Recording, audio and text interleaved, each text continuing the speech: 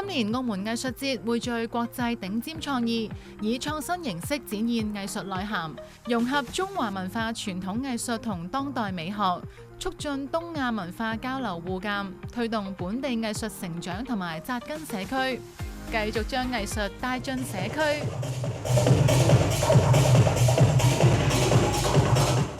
身體係好重要嘅，即係我呢個作品入邊。另外就係音樂佢作為我嘅表達。然之後就係關於凝視咯。呢個凝視講緊就係，因為我今次嘅演出冇固定嘅觀眾席，咁觀眾其實會被展示喺所謂嘅舞台上面。舞台同觀眾席係冇界線，咁就變咗就嗰種凝視，除咗平時作為表演者我被觀眾凝視以外，今次觀眾都會被所謂嘅燈光同埋音樂被照到啦，或者係甚至佢就係喺個舞台上面，咁所以呢件事佢可能透過人哋即係觀眾望住表演者嘅時候，咁我隔離嗰個觀眾可能都會同時被其他觀眾凝視到，或者我作為表演者我都可以主動去回應佢嘅凝視，係啦，咁所以變咗呢件事都係有趣嘅，喺我嗰個表演入邊今次。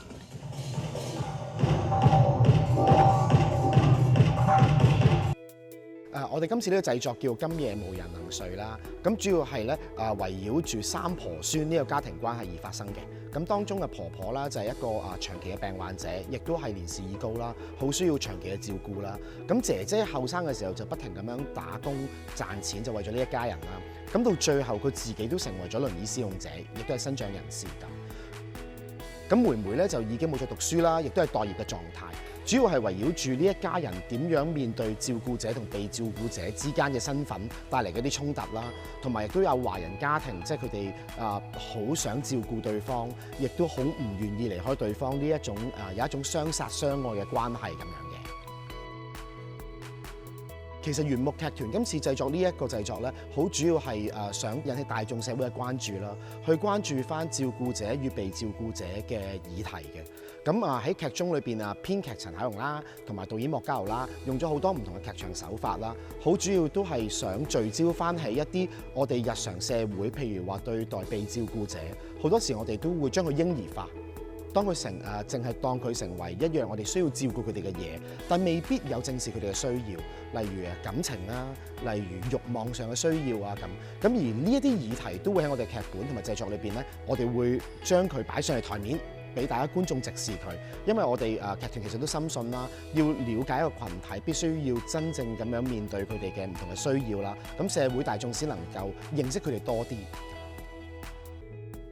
澳門藝術節一直以嚟都係澳門藝文界嘅重要項目，除咗演出之外，仲有好多精彩多元嘅延伸活動。今屆嘅藝術節期間，仲有演前導賞、藝人談、故事分享、工作坊、後台探索、幕後解密等等嘅活動，為觀眾拓闊舞台以外嘅藝術想像。